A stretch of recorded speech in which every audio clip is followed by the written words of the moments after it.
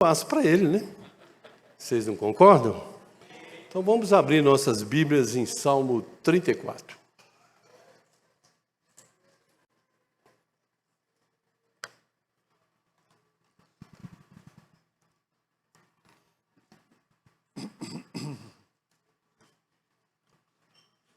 Nós vamos estudar um pouquinho o Salmo 34.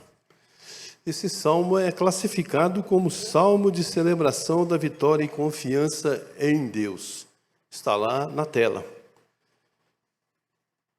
Tem outros salmos também que são classificados da mesma forma, que é o Salmo 11, o 16, o 27, o 34, no qual nós vamos falar, o 62 e o 78. Também chamado de Salmo de Louvor. Amém? Pois exalta a pessoa de Deus e louva o caráter e o seu nome, o nome de Deus. Sua linha teológica, a linha desse salmo, mostra que o relacionamento individual é adequado, porque Deus trata cada um individualmente. E como ele também aqui tratou o seu servo Davi, que escreveu esse salmo. Então, esse salmo foi escrito pelo rei Davi, e ele é considerado um salmo individual. Ele falou dele para Deus. Ele não falou em nome do povo, ele falou dele para Deus. Então, ele fala da sua pessoa, a sua primeira pessoa. Então, vamos ler, então, o capítulo e o versículo de 1 a 3. Muito bem, ele já está aí, ok? Então vamos ler. Louvarei o Senhor em todo o tempo e o seu louvor estará continuadamente na minha boca. A minha alma se gloriará no Senhor e os mansos o ouvirão e se alegrarão. Engrandecerei o Senhor comigo e juntos exaltemos o seu nome. Então ele está dizendo, louvarei o Senhor. Quem louvou o Senhor? O rei Davi. Então é individual esse salmo. Amém? Então aqui ele vai estar assumindo um compromisso de bendizer o Senhor. O que ele diz aí? Louvarei ao... Glória a Deus. Esse homem louvava ao Senhor. Só o Deus que é autoexistente, o nosso Deus, merece a nossa amor, carinho, louvor e adoração. Ele é digno de receber o nosso louvor. Eu amo quando eu venho aqui falar no devocional, que eu escuto as irmãs ali louvando ao Senhor. São as senhoras da felicidade dessa igreja. É uma bênção ver isso de manhã cedo. 8h30 da manhã, você ouvindo o louvor das irmãs aqui nessa igreja. Que bênção, né? Elas vêm aqui para isso, para louvar a Deus e escutar a palavra de Deus. Isso é muito importante.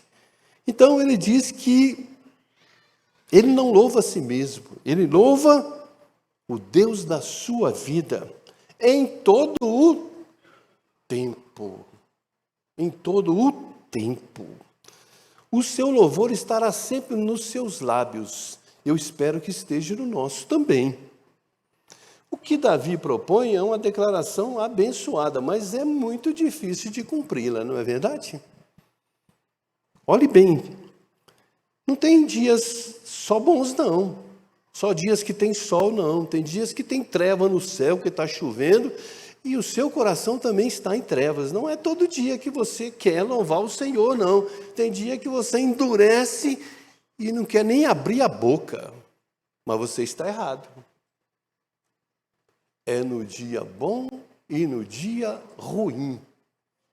Porque Deus está conosco em todos os momentos. Então, é muito difícil.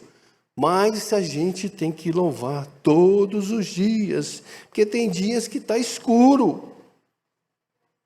Então a gente não tem que entoar só Deus no dia que está bom. A gente também tem que entoar no dia que está ruim.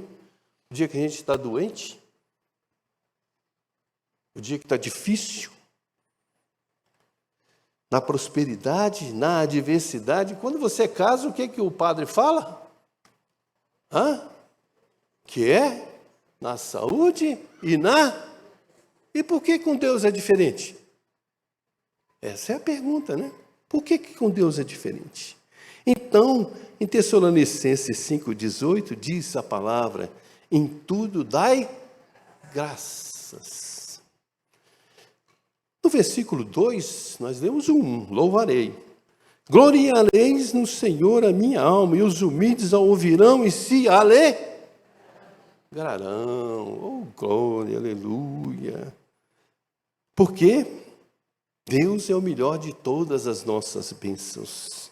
E no 3 ele diz: engrandecerei o Senhor comigo e juntos exaltaremos o seu. Agora ele já diz que juntos, né? Ele já passou aqui para o plural, né? Não é só ele mais, agora é juntos. Juntos, juntos. Então o desejo de Davi é que o louvor também atraia outros. Eu vi aqui, olha o Bruno convocando os homens aqui. E eu tenho uns cabras aqui que eu sei que canta bem, mas não tem coragem de vir aqui. Tem dois ali me olhando, ó. Olha lá. Ó. Ele olhou para trás para ver se era ele mesmo. Cantam bem, tem a voz boa. Eu também tenho, mas só que eu tenho problema de amígdala, né? Tiraram e agora eu fico meio fino, não segue muito, não. Então, o desejo de Davi é que atraia outros para louvar a Deus, para engrandecer o nome do Senhor. O louvor, ele liberta.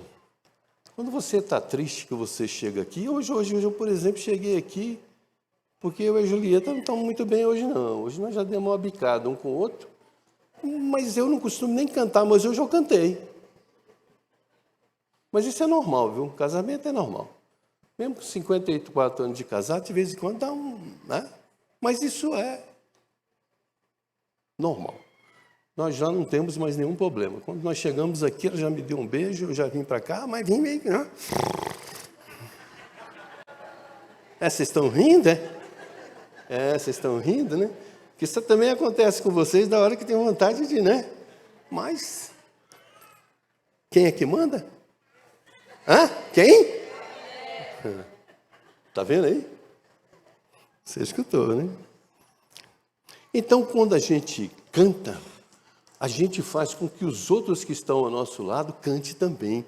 Porque o nosso louvor, ele é um solo, entendeu? Que convida outros para entrar nesse coral. Então, nós temos que louvar, gloriar e enaltecer o nome de Jesus Cristo.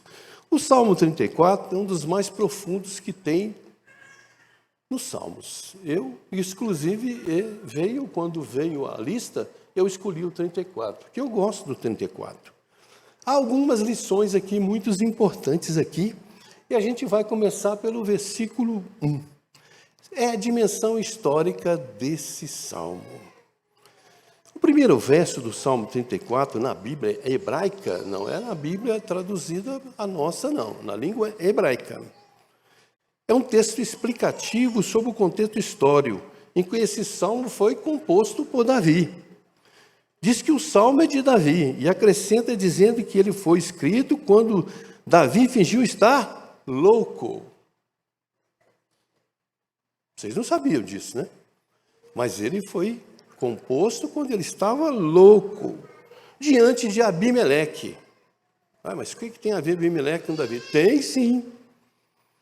Porque ele fingiu estar louco. Que Abimeleque expulsou ele da presença dele. Os detalhes estão em 1 Samuel, capítulo 17 a 22, eu não vou ler. Porque ele é muito comprido, senão não vai dar tempo. Mas vai contar a história que Davi estava fugindo de Saul. E ele foi parar lá no reino dos filisteus. Os filisteus eram inimigos dos judeus, inclusive de Davi. Mas ele foi pedir asilo lá. Quando ele chegou lá, eles reconheceram que Davi era aquele homem, o rei, aquele homem que matou o filisteu, né, o grandão e tal. E aí ele teve que dar uma de louco para eles poderem não matar ele. E ele deu uma de pirado lá, entendeu? Ele deu uma de maluco diante do rei Abimeleque, que o expulsou da sua presença. Os detalhes estão lá. O nome do rei dos filisteus, no Salmo 34:1, é Abimeleque. Mas esse não é um nome real, não. Então, um título, é apenas um título. Como Faraó, César, Cristo, Jesus, Cristo. O nome é Jesus, mas o Cristo quer dizer Jesus. Ok? Messias, é a mesma coisa. Jesus é o Messias. Então, o nome do rei, que o rei filisteu, é Aquis. De acordo com Samuel 21, Davi foi para a terra dos filisteus e aí ele pirou lá, porque ele estava fugindo e descobriram que ele era o Davi, aquele que matou lá o filisteu e tal, deu uma pedrada e tal. Então, ele foi composto quando ele estava numa situação dificílima. Por isso é que ele começou dizendo: eu louvarei e gloriarei ao Senhor por ele ter me tirado dessa gelada que eu mesmo entrei. Aqui é como se ele salvasse a sua vida. Deus salvou a sua vida. A dimensão devocional desse Salmo 34. Aqui tem várias menções que merecem destaque e um estudo dessas ações que tem aqui. As ações de Davi em relação a Deus. As ações de Davi em relação às pessoas. E as ações de Deus em relação a Davi. Não é só de Davi a Deus, também de Deus a Davi. Que nos ensina que não é apenas como Deus age, mas como nós também precisamos agir. Se você ler esses 3 primeiros versículos do Salmo 34, quando você tiver em dificuldade, pega esse salmo e lê os 3 primeiros versículos, como Davi assim o fez. A dimensão messiânica. Mas o que tem de Messias aqui dentro? Tem, sim. É uma observação importante em termos gerais, que esse salmo aponta para Jesus. Você pode ler e não entender isso, mas eu vou dizer por quê. Porque está lá no 20. Ele diz: preserva todos os ossos, nenhum deles será quebrado. Isso foi dito quando Jesus estava na cruz e eles quebravam as pernas de todos aqueles que morriam na cruz. Citado no Evangelho de João 1, 9, 31 e 37, vocês vão ler a respeito disso. É um cumprimento pleno da pessoa do filho de Davi, que é o Messias de Israel, Jesus Cristo. A dimensão da estrutura literária desse Salmo 34. Ele é um salmo acróstico, que cada versículo é com uma letra do alfabeto hebraico. Cada letra. Então, ele começa com a letra do alfabeto hebraico. A dimensão do estilo literário desse livro é uma poesia hebraica, uma das marcas da poesia hebraica nesse texto. Poéticos do Antigo Testamento. E o paralelismo. Peraí, calma. Vamos devagar. Porque senão enrola a língua aqui, ela já está seca. Você sabe que subir aqui seca a boca, né? Dói a barriga. Mas ela diminuiu, ó. Essa camisa aqui, ó, tem 5 anos que eu não usava. Ó, olha aqui, ó. Que beleza, ó. Tá vendo? Estou feliz. Eu falei, vou botar essa camisa aqui só para me ver. E, pô, não coube? Coube. Então, a dimensão desse paralelismo é o que quer dizer. Aqui nesse salmo temos 2 tipos de paralelismo, o sinônimo e o antônimo. O sinônimo é: bendirei o Senhor em todo o tempo, continuadamente o seu louvor estará na minha boca. Então, aqui há 2 frases. Se você pegar essas frases aqui, você vai achar 2. A primeira diz: bendirei o Senhor em todo o tempo. A segunda: continuarei o seu louvor, estará na minha boca. A segunda frase repete a ideia da primeira, mas com palavras diferentes, não são iguais. Isto é o paralelismo sinônimo. O antônimo, que é o contrário, oferece nos versículos 21 e 22, o versículo 22 expressa de forma oposta a ideia do 21. Então, vai lá no 20 e dá uma olhadinha para você ver. A primeira parte do versículo 1 do Salmo 34 é uma informação sobre o contexto histórico, existencial do escritor, que é Davi. A segunda metade, o salmista vai direto ao sentimento dominante em sua alma com a linguagem simples, direta e clara e sem rodeio. Louvarei ao Senhor. Que significa dizer, vou fazer uma declaração de amor a Deus. Tem muitos aqui que faz sua declaração de amor, tem uns que nem faz, para sua esposa. Tem mulher aqui que nunca ouviu um te amo. Mas ele fala para os filhos, fala para o pai, fala para a mãe. Mas e você fala para o Senhor? Você fala que ama Jesus? É como Davi está dizendo, eu bendizo o nome de Jesus. Você ama Jesus? Você fala isso para ele? Ou você só acorda e fala, Jesus, está pegando fogo a minha casa, manda bombeiro para cá. Ou não? Como é que você reage quando você fala com Jesus? Você o ama? A segunda parte do versículo 1 poderia se estudar com base nas seguintes perguntas. Então, nós pegamos o versículo 1 e lemos. Mas, com que base? Olhe bem, louvarei o Senhor em todo o tempo, seu louvor estará continuadamente na minha boca. Você aqui está louvando quem? Você está cantando para quem? Você está bendizendo para quem? E sobre quem que você está lendo? Para quem que você está tirando isso? É para você? Porque eu, quando leio o Salmo 34, eu pego essas palavras e coloco para mim. Como Davi fez com ele próprio, né? Entendeu? Com ele próprio. Então, nós estamos falando aqui de quem? Do Senhor. Amém? Quando? Em todo o tempo. Em todas as horas. Não quando eu estiver bem ou estiver mal. A gente não pode ser igual a torcida de futebol, né? Quando o seu time faz um gol, você faz uma bagunça, né? Grita e vibra. Mas e quando você fala do seu amor para Jesus, você faz a mesma coisa? Você fala, Senhor, Senhor. Ou você eleva a sua voz e bendiz como Davi fez. Quando o inimigo parece que está ganhando a batalha na sua vida e aqui na terra, quando as coisas estiverem mal, você diz que ama Jesus? Quando as coisas estão ruins, a gente também tem que falar a mesma coisa. E a Bíblia dá exemplos disso, né? Daniel fez isso, Paulo fez isso, Silas também fez isso.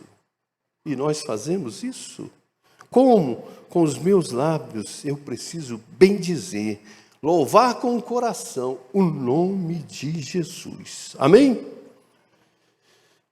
Mesmo falando do fracasso, quando as coisas não vão bem, lá em Romanos 8, 28, por favor, muda para mim aí o próximo tópico.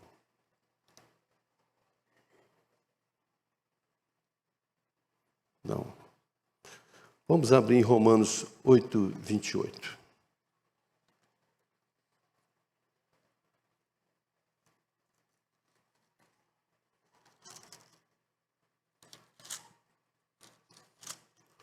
Oito, 28 diz: E sabemos que todas as coisas contribuem juntamente para o bem daqueles que amam a Deus, daqueles que são chamados segundo o seu propósito. Olha que coisa interessante, né? Coisas tristes, dolorosas, difíceis. Deus está nessas coisas todas. Porque Ele está fazendo uma transformação, aperfeiçoando o nosso crescimento.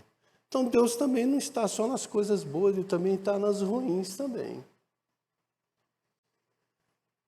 No versículo 2, nós já lemos que os mansos ouvirão a Deus e se alegrarão. Essa palavra é traduzida por humilde ou pobre, manso. O manso na Bíblia não é uma fraqueza, é uma virtude. Trata-se de uma pessoa que é capaz de controlar suas emoções, falas, ações e reações. No versículo 3, o culto a Deus pode ser feito sozinho? Aí vem a primeira pergunta. Pode ser sozinho? Pode. Mas nós não fomos feitos para isso. Nós não fomos feitos para a solidão e nem para o isolamento. Nós somos desafiados e encorajados a darmos as mãos e que vivamos juntos em união. As desculpas apresentadas por não participar do louvor e da adoração a Deus com nossos irmãos e irmãs, elas não se sustentam. Há pessoas que se justificam dentro da igreja porque elas não vêm à igreja. Alguns têm a sua igreja na sua própria casa. E eles alegam aí uma série de defeitos, e erros, problemas na vida dos outros irmãos, ou do pastor, ou da igreja. Mas veja bem que Jesus só se reuniu com homens imperfeitos. Tinha algum perfeito que andou com Jesus? Tinha algum? Não? Então por que a gente não pode ter defeito? Por que eu não posso vir para a igreja? Porque o meu irmão tem defeito. O pastor tem defeito. A igreja tem defeito. Você é perfeito? Não. Quais foram as igrejas que Paulo trabalhou? Todas eram infiéis. Todas imperfeitas, cheias de problema. Mas o apóstolo não desistiu de nenhuma delas. Desistiu de alguma? Não. As pessoas tinham problema e Paulo desistiu dessas pessoas? Também não. Também não. Ele continuou pregando, andando e louvando com essas pessoas imperfeitas. A igreja foi aberta para quem? Para os sãos? Para quem? Para quem? Eu sou o primeiro. Eu sou o primeiro. Eu preciso da igreja. Eu preciso de Deus. Eu preciso da casa de Deus. Eu preciso ter comunhão com os irmãos. Eu preciso dos irmãos. Eu sou o primeiro. Vamos partir agora para o 4 ao 7, que está na sua tela aí. Busquei ao Senhor e Ele me respondeu. Livrou-me de todos os meus temores. Olharam para Ele e foram iluminados, seus rostos não ficaram confundidos. Clamou esse pobre, e o Senhor o ouviu, e o salvou de todas as suas angústias. O anjo do Senhor acampa-se ao redor daqueles que o temem, e os livra. E Ele os livra. Oh, glória! A primeira palavra que a gente vê aqui é o verbo buscar, né? Busquei ao Senhor. É o mesmo verbo que vai aparecer lá em Isaías 55, 6, que diz: buscai ao Senhor enquanto se pode achar. Em Jeremias 29, 13 diz: buscar-me-eis e me achareis, quando me buscardes de todo o vosso coração. Em Mateus 7,7, Jesus disse que aquele que busca, encontra e o acha. 2 Crônicas 7,14, se o seu povo o buscar, ele, o Senhor, ouvirá, perdoará e os sarará. Davi passa do louvor e agora ele começa a testemunhar, como Deus o livrou, quando ele clamou por socorro. Qual é o maior antídoto que nós temos contra o medo? Vocês sabem? É a oração. Está com medo? Ajoelhe e ora. O medo vai embora. Porque o Senhor dos Exércitos, Ele vai te colocar numa posição que o seu medo vai embora. Tem medo? Ore. Busque.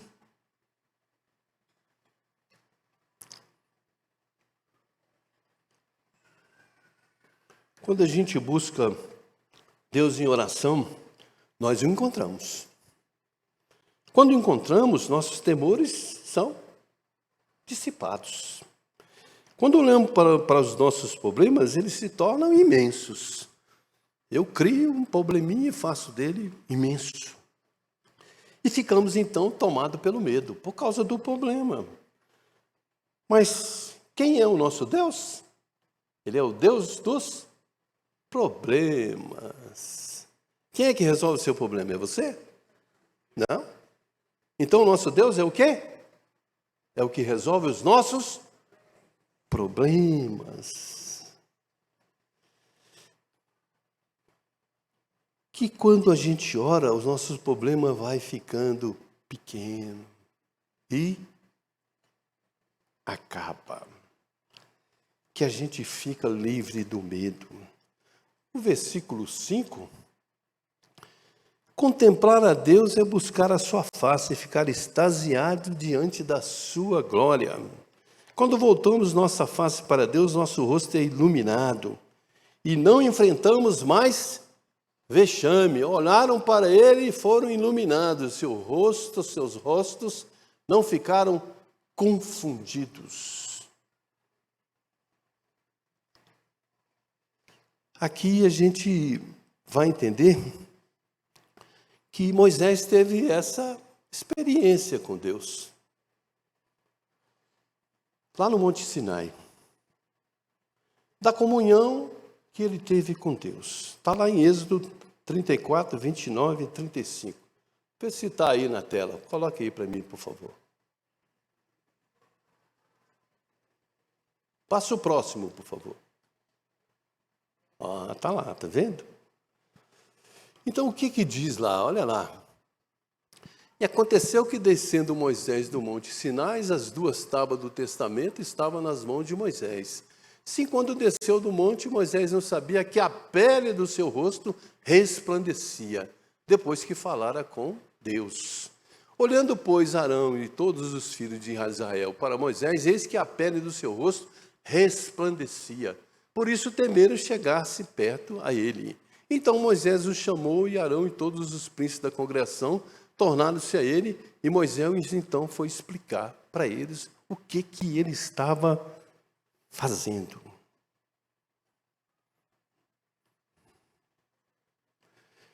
Quando a gente está face a face com Deus, como Moisés esteve, nosso rosto também se torna iluminado. E a gente não fica confundido.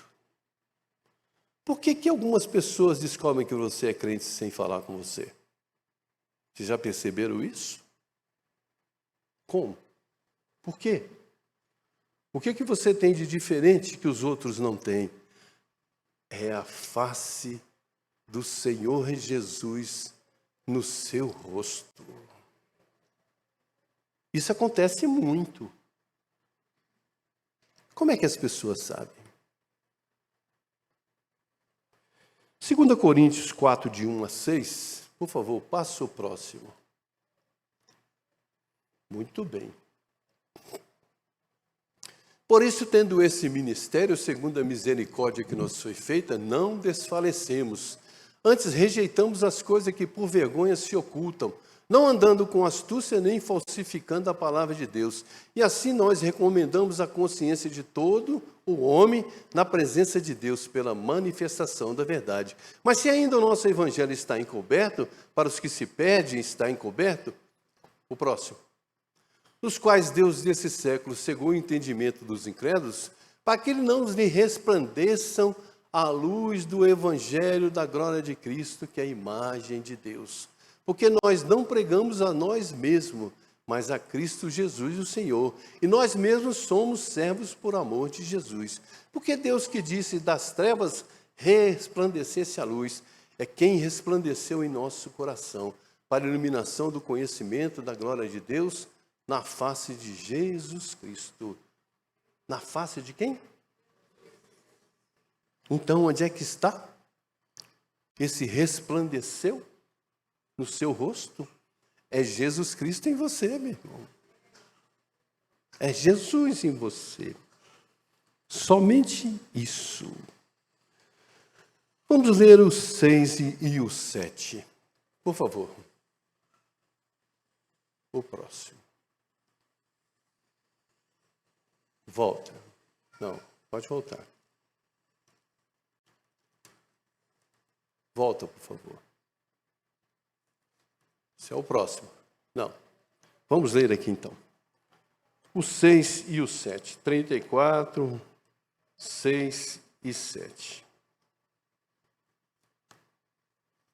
Que diz: clamou esse pobre, o Senhor o ouviu, o salvou de todas as suas angústias. O anjo do Senhor acampa-se ao redor daqueles que o temem e os livra.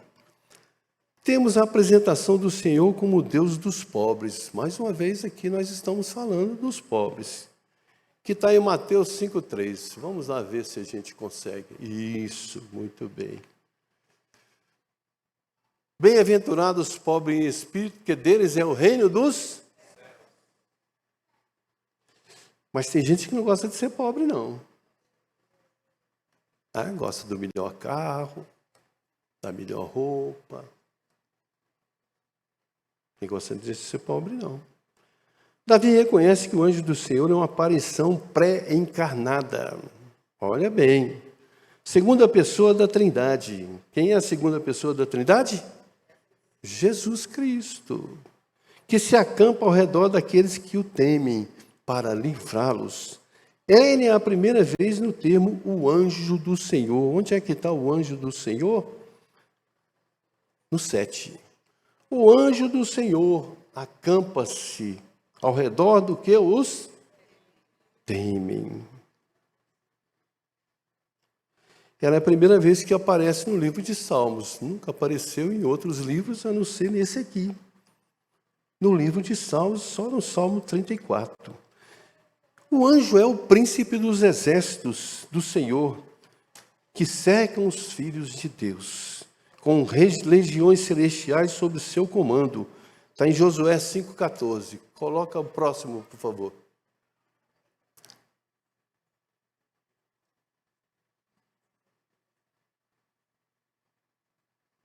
Então, vamos ler Josué.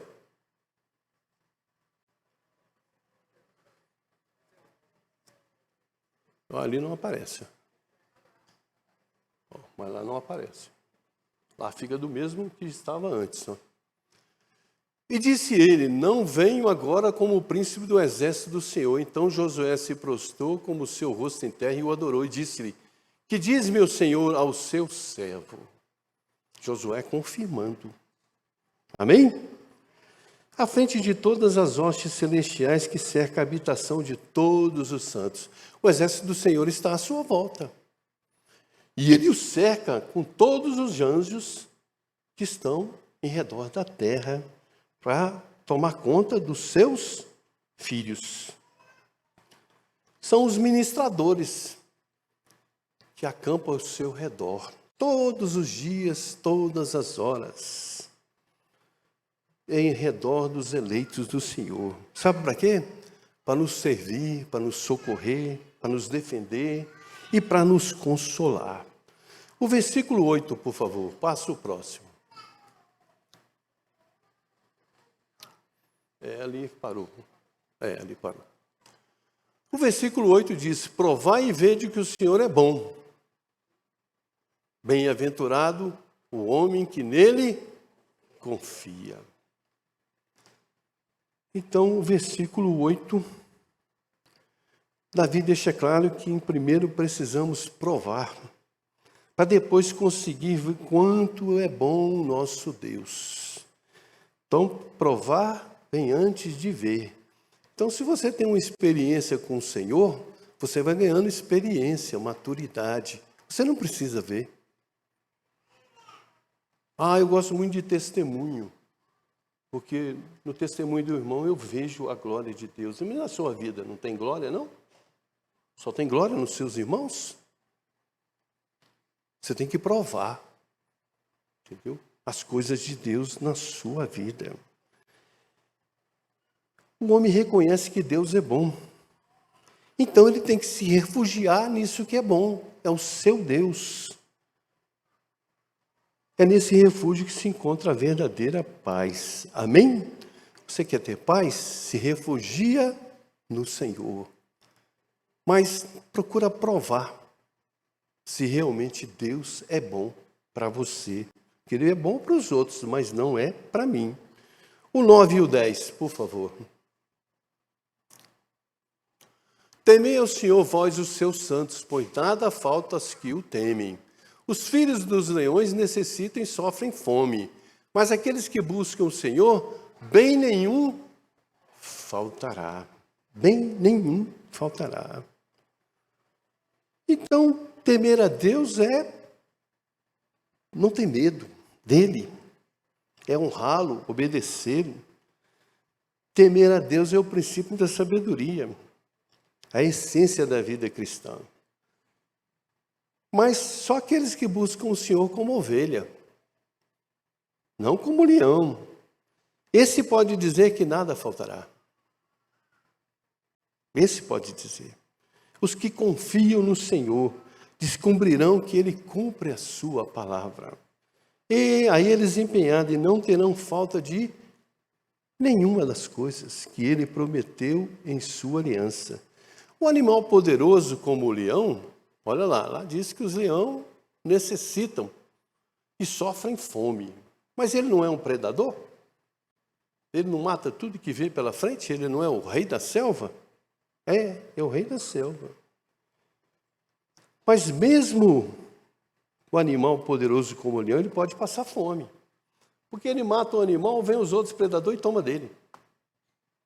E ele tem que matar de novo. Então o leão também passa fome, sim. Mesmo ele sendo o maior predador da selva, ele também passa fome. E ele vive faminto. Os leões são uma representação de homens mundanos, homens maus, homens ruins, que lutam violentamente para obter algo de outra pessoa. Riquezas, prazeres que cobiçam, mas eles acabam sofrendo e passando necessidade, porque eles vivem só. Eles não têm paz. Muitos chegam a procurar o sucesso de forma desonesta, são indignos, mas eles acabam sendo derrotados. O versículo de 11 a 14, por favor. Vinde, meninos, ouvi-me e eu vos ensinarei o temor do Senhor. Quem é o homem que deseja a vida, que quer largos dias para ver o bem? Guarda a tua língua do mal e os teus lábios de falar o engano. Aparta-te do mal e faze o bem. Procura a paz e segue-a. Procura a paz e segue-a. Aqui no versículo 11, aqui tem um ensino do Senhor aqui. Davi conhece Deus não apenas por ouvir falar, mas pela experiência que ele tem com Deus. E ele não quer reter isso só para ele quer passar para os outros, ele quer transmitir para os seus irmãos. Aquele que é chamado por Deus para a salvação é enviado por ele também para instruir. Davi fazia isso. Ele instruía os seus irmãos. Então, se você é salvo, você já sabe que você também tem que instruir outros irmãos. E você precisa fazer que o seu Deus seja conhecido. Esse é o seu trabalho. Instruir e fazer dele o seu Senhor conhecido. O 12 fala, amar a vida e desejar uma vida longeva, uma aspiração legítima. Deus nos criou para ser feliz, não é verdade? É mentira isso? Não. Para a maior de todas as felicidades.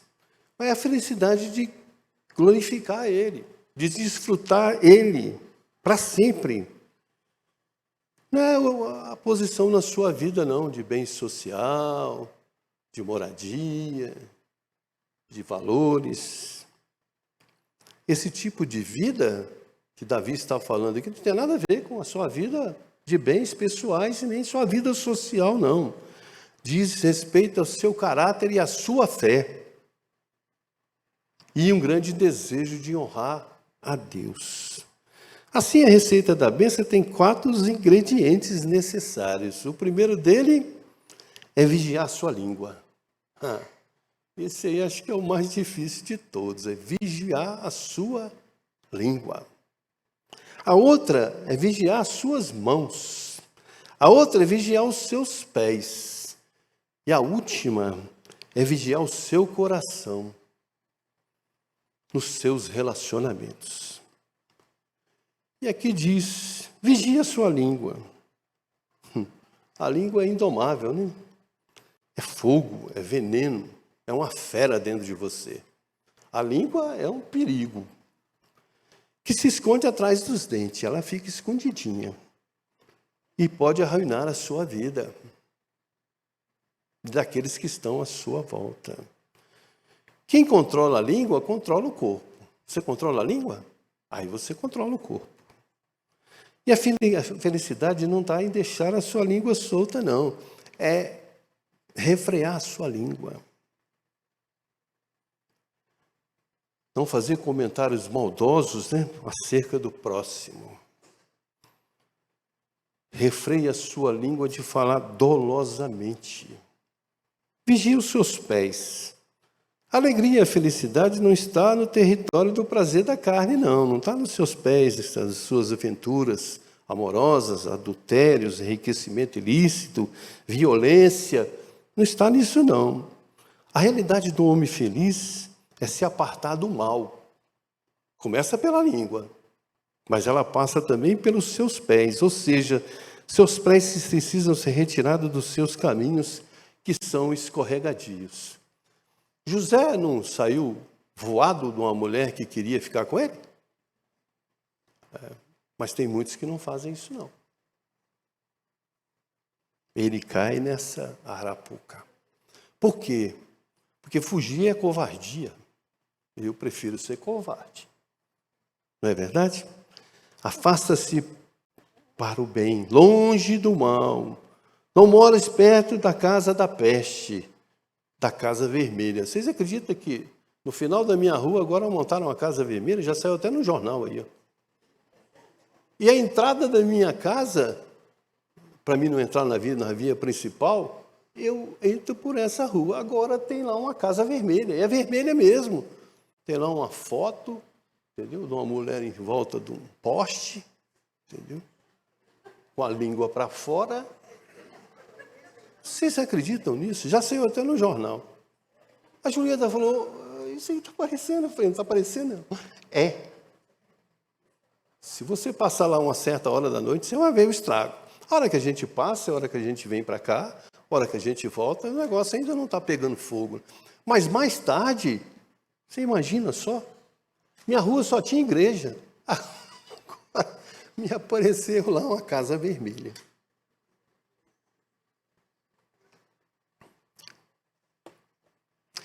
Nós temos que evitar a toca do leão, abandonar o ninho da víbora, colocando distância, a maior distância possível entre a tua vida e a tentação que te persegue.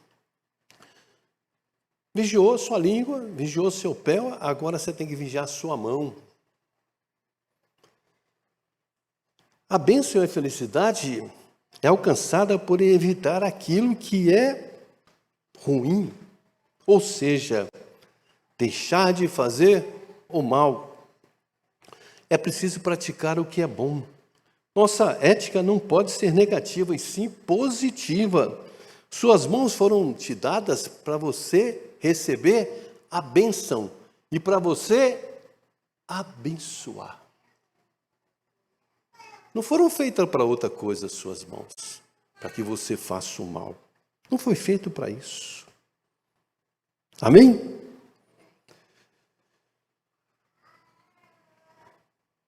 Elas foram feitas para abençoar. Então nós temos que vigiar as nossas mãos. E o quarto e último, vigie o seu coração dos seus relacionamentos. A ordem é buscar a paz com Deus, com seu coração e com seu próximo.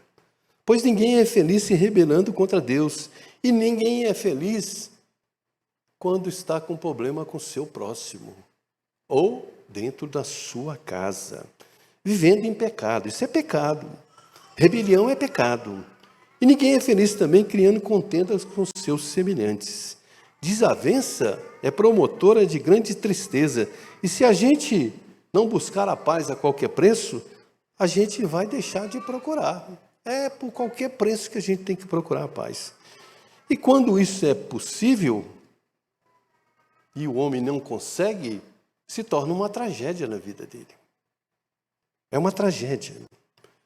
Então nós temos que buscar relacionamentos saudáveis, pacíficos, e isso sim é fonte de felicidade.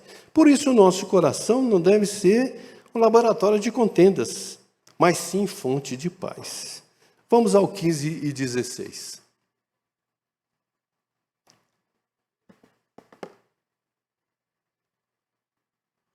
Os olhos do Senhor estão sobre os justos, e os seus ouvidos atentos ao seu clamor. O próximo. A face do Senhor está contra os que fazem o mal, para desarraigar da terra as memórias deles. 15. É o favor divino para os justos. Isso é um consolo no momento difíceis da vida. Os olhos do Senhor estão sobre nós, e os seus ouvidos estão abertos ao nosso clamor. Mas o 16 fala do juízo divino aos malfeitores. O 16. O homem pode ter um exército poderoso contra ele, mas se os olhos do Senhor não repousar sobre eles e os seus ouvidos no Senhor, e seus ouvidos não estarem abertos para ouvir, e as suas orações não são ouvidas, esse homem é uma derrota, ele não pode ser vitorioso. Contudo, menos que o homem esteja guardado em fortalezas, preste bem atenção, protegido por exércitos fortemente armados, se o seu rosto não estiver voltado para o Senhor, se ele não estiver com ele, não há esperança para essa pessoa. Ele pode ter um grande exército, mas se o rosto do Senhor não estiver sobre ele, ainda que ele tenha alcançado o apogeu e a fama, Deus mesmo extirpará o seu rosto da face da terra. Amém? No livro de Atos dos Apóstolos, capítulo 12, Pedro está na prisão, aguardando sua execução, e a igreja orava por ele. Ele estava preso e já ia ser executado. O rei, na época, era Herodes. Fazia o que bem entendia.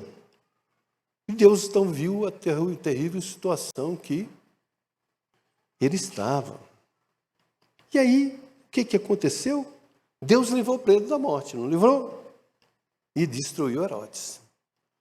Deus sabe de todas as coisas que acontecem com seus justos. Amém? Vamos ao 17 ao 21. O próximo. O justo clama e o Senhor os ouve, e os livra de todas as suas angústias. Continua. Perto está o Senhor dos que têm o coração quebrantado e salva os contritos de espírito. Continua. Muitos são as aflições do justo, mas o Senhor o livra de todas. Continua. Ele lhe guarda todos os seus ossos, nem sequer um deles se quebra. O próximo. Porque isso aconteceu para que se cumprisse a Escritura, que diz, nenhum dos seus ossos será quebrado. Por isso nós dizemos que aqui tem Jesus contido dentro deste salmo. Amém? Então vamos ao versículo 17.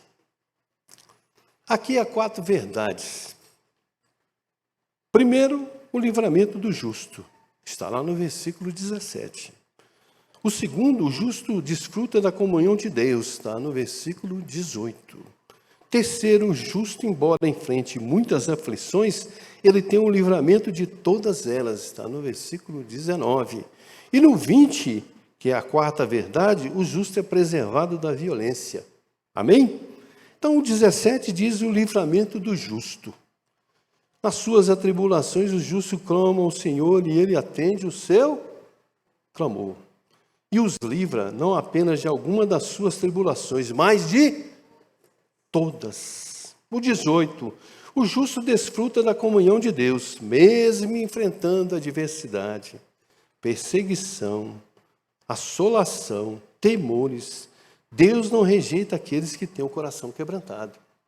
Ao contrário, Deus está perto deles para salvá-los. O 19. O justo, embora enfrente muitas aflições, tem o livramento de todas elas. O justo não é poupado das aflições, mas é arrancado do meio dela. Então, se você acha que não vai ter aflição, você vai ter. Mas Deus te arranca delas. Eu prefiro dizer para vocês que eu prefiro ter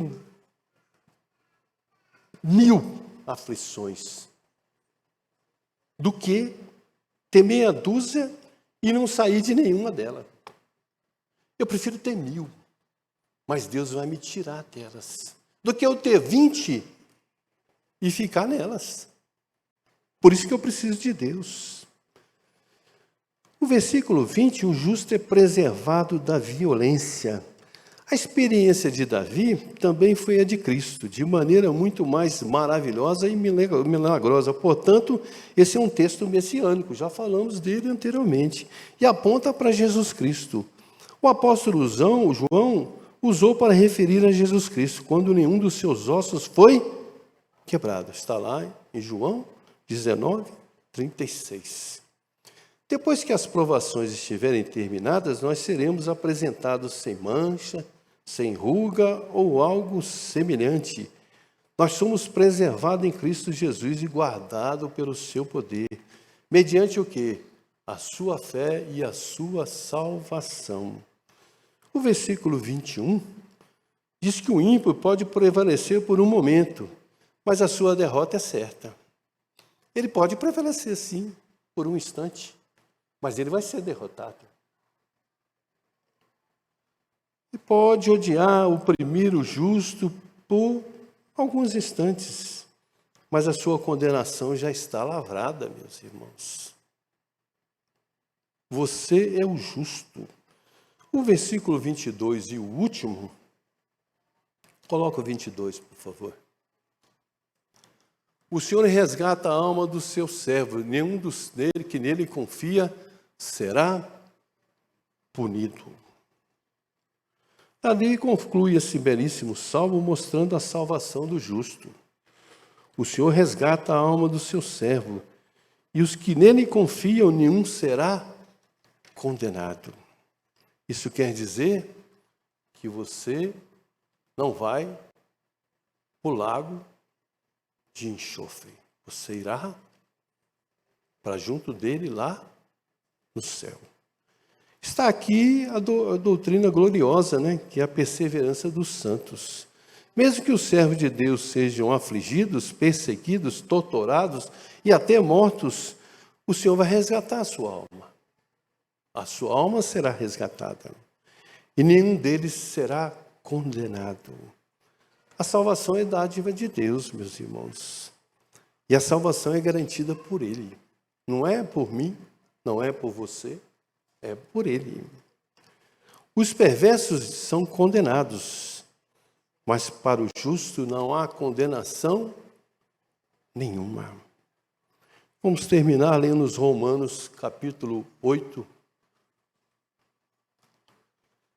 Portanto, agora nenhuma condenação há para os que estão em Cristo Jesus, que não andam segundo a carne, mas segundo o Espírito. Quem tentará acusação contra os escolhidos de Deus? É Deus que os justifica. Quem é que condena? Pois é Cristo que morreu, ou antes quem ressuscitou dentre os mortos, o qual está à direita de Deus, que também intercede por nós. Amém? O pastor Roberto está pronto para as suas perguntas, viu? Vocês podem perguntar para ele aqui.